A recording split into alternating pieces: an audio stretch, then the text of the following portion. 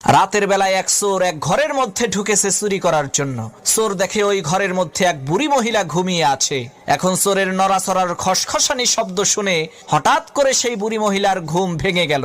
চোর কয়, সর্বনাশ, ধরা বুঝি পড়েই গেলাম, এখন কি করি? এমন সময় সেই বুড়ি মহিলা সেই চোরকে বলল, বাবা, তোমাকে তো দেখে মনে হচ্ছে তুমি খুবই সম্ভ্রান্ত পরিবারের সন্তান, মনে হয় বড় কোনো বিপদে পড়ে এই চুরির পেশাকেই বেছে নিয়েছো।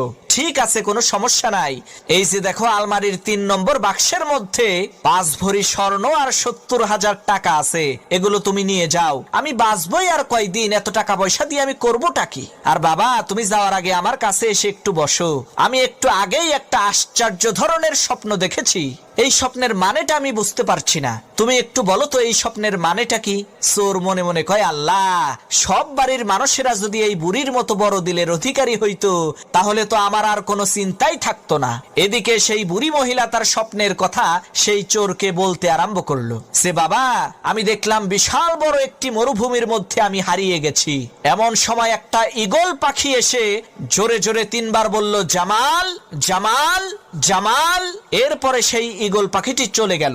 বাবা, বলো তো এর মানে কি?